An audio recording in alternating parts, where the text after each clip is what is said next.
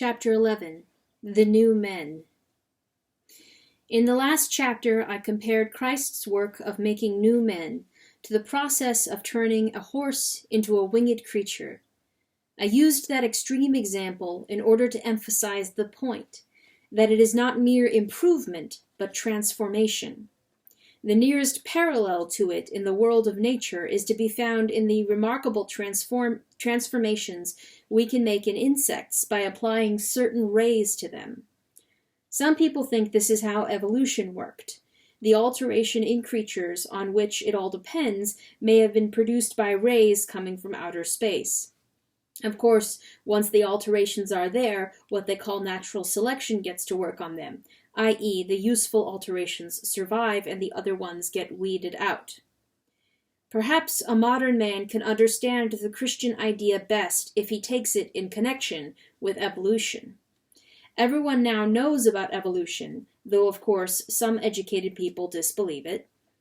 Everyone has been told that man has evolved from lower types of life. Consequently, people often wonder, what is the next step? When is the thing beyond man going to appear? Imaginative writers try sometimes to picture this next step, the Superman as they call him, but they usually only succeed in picturing someone a good deal nastier than man as we now know him, and then try to make up for that by sticking on extra legs or arms. But supposing the next step was to be something even more different from the earlier steps than they ever dreamed of. And is it not very likely it would be? Thousands of centuries ago, huge, very heavily armored creatures were evolved. If anyone had at that time been watching the course of evolution, he probably would have expected that it was going to go on to heavier and heavier armor. But he would have been wrong. The future had a card up its sleeve which nothing at the time would have led him to expect.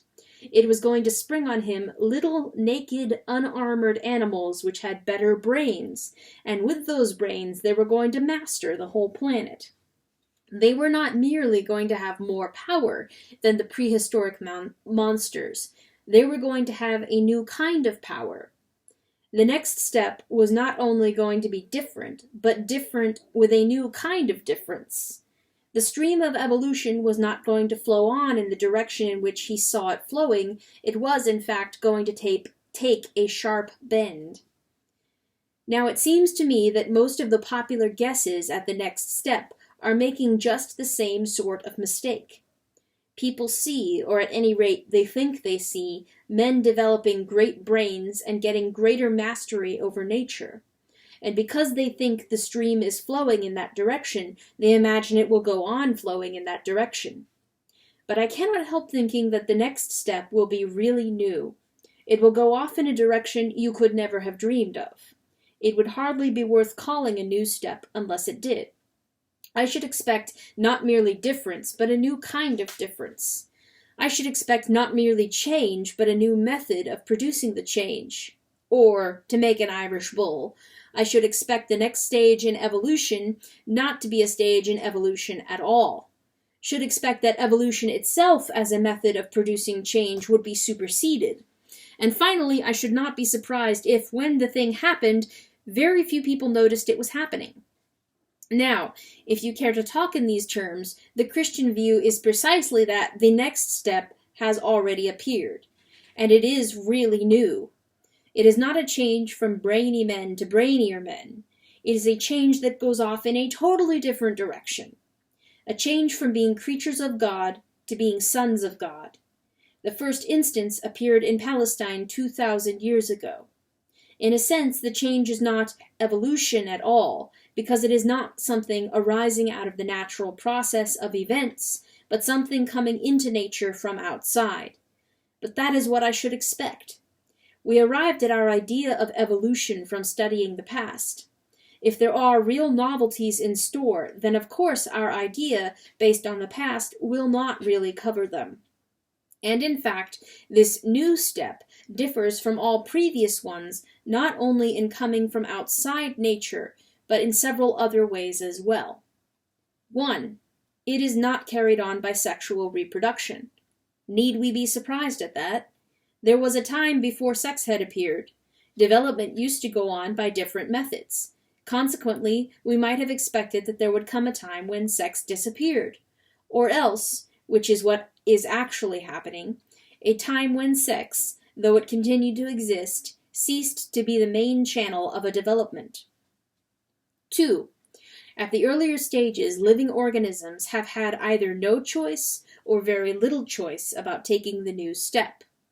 Progress was, in the main, something that happened to them, not something that they did. But the new step, the step from being creatures to being sons, is voluntary, at least voluntary in one sense. It is not voluntary in the sense that we of ourselves could have chosen to take it, or could even have imagined it, but it is voluntary in the sense that when it is offered to us, we can refuse it. We can, if we please, shrink back. We can dig in our heels and let the new humanity go on without us. 3. I have called Christ the first instance of the new man, but of course he is something much more than that. He is not merely a new man, one specimen of the species, but the new man. He is the origin and center and life of all the new men. He came into the created universe of his own will, bringing with him the Zoe, the new life. I mean new to us, of course. In its own place, Zoe has existed forever and ever. And he transmits it not by heredity, but by what I have called good infection. Everyone who gets it by personal contact with him. Other men become new by being in him. 4. This step is taken at a different speed from the previous ones. Compared with the development of man on this planet, the diffusion of Christianity over the human race seems to go like a flash of lightning. For 2,000 years is almost nothing in the history of the universe. Never forget that we are all still the early Christians. The present wicked and wasteful divisions between us are, let us hope, a disease of infancy. We are still teething. The outer world, no doubt, thinks just the opposite. It thinks we are dying of old age. But it has thought that very often before. Again and again it has thought Christianity was dying by persecutions from without and corruptions from within, by the rise of Mohammedanism, the rise of the physical sciences, the rise of great anti-Christian revolutionary movements. But every time the world has been disappointed. Its first disappointment was over the crucifixion.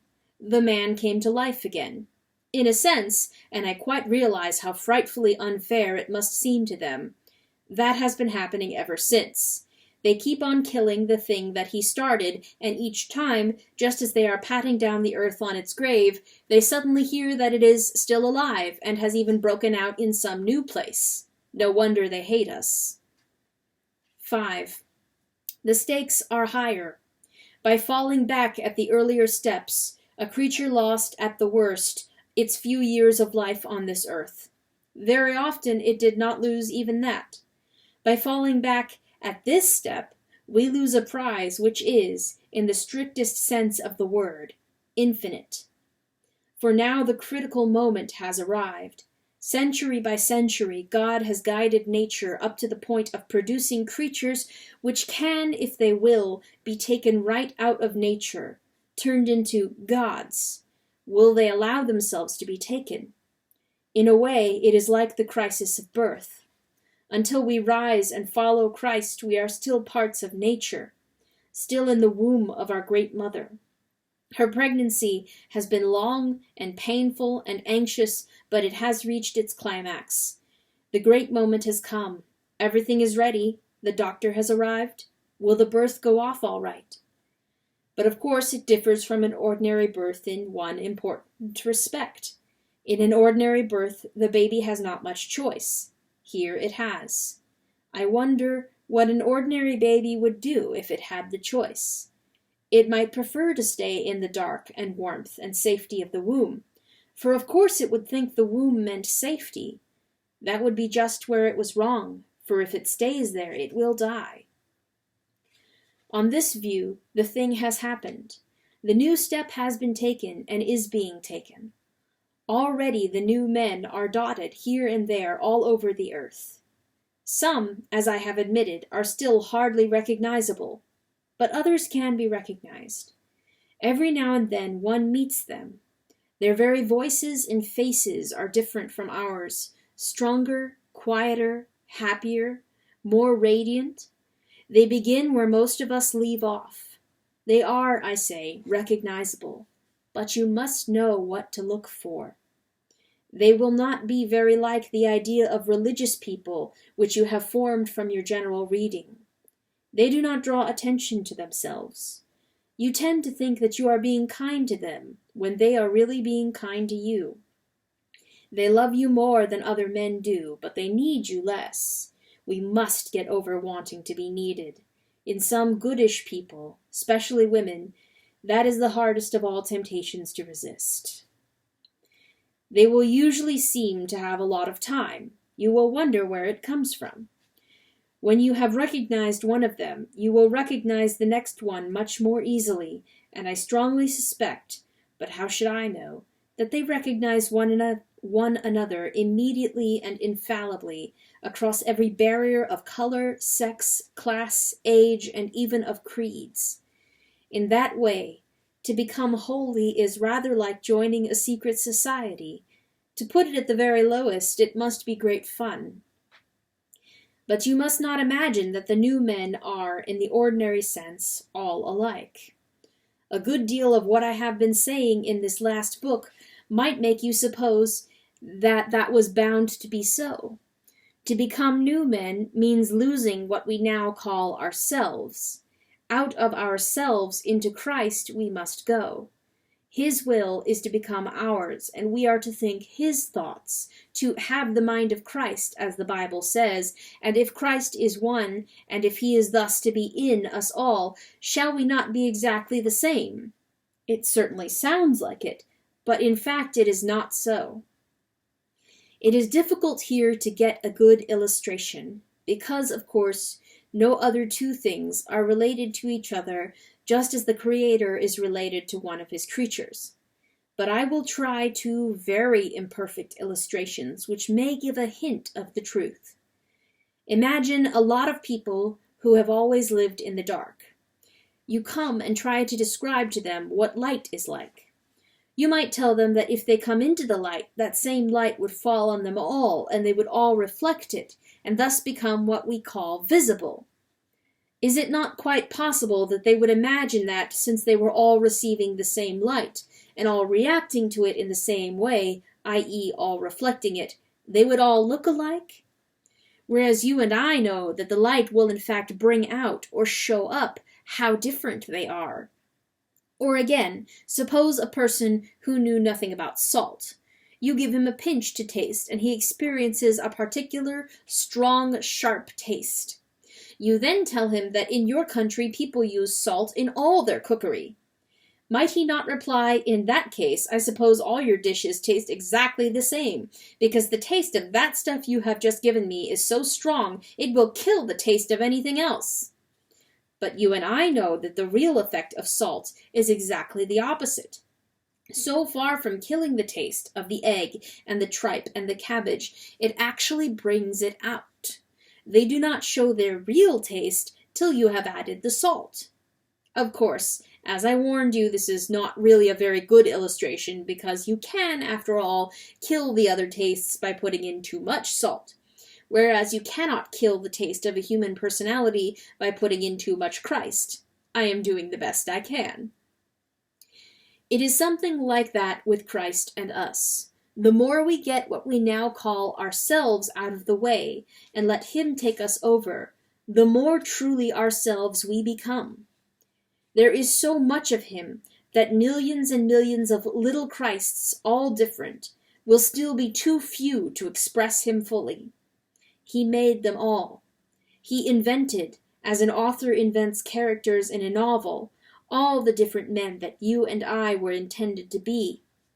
In that sense, our real selves are all waiting for us in him. It is no good trying to be myself without him.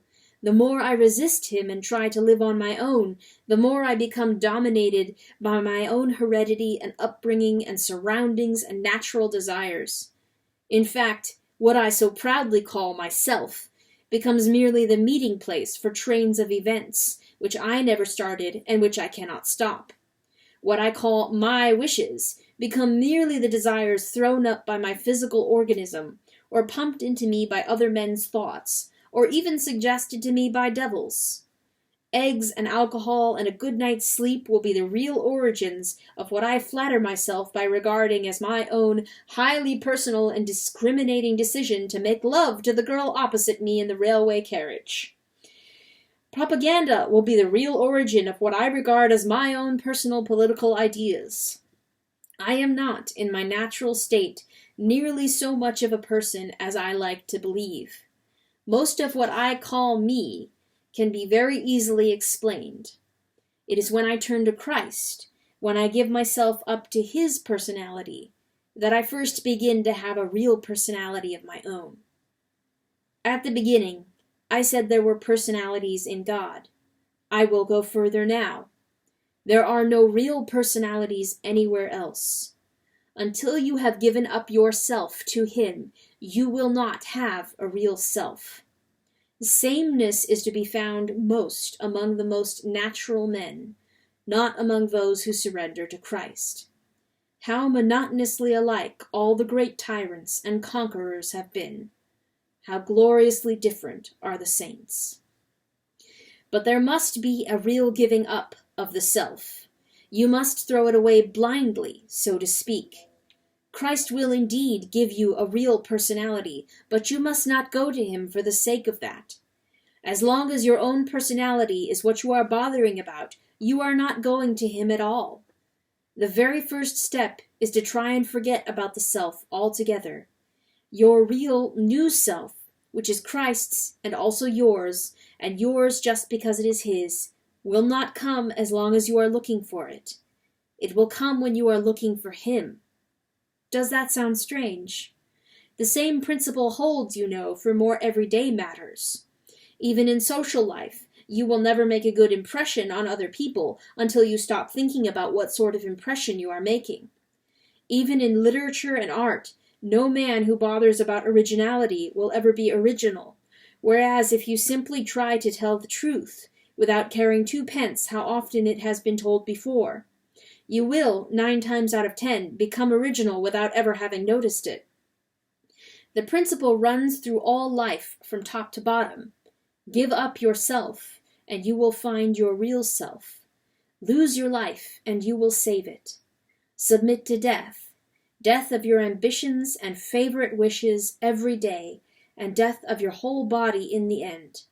Submit with every fiber of your being, and you will find eternal life. Keep back nothing. Nothing that you have not given away will be really yours.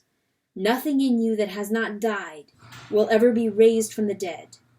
Look for yourself, and you will find in the long run only hatred, loneliness, despair, rage, ruin, and decay. But look for Christ, and you will find Him, and with Him, everything else thrown in. The end.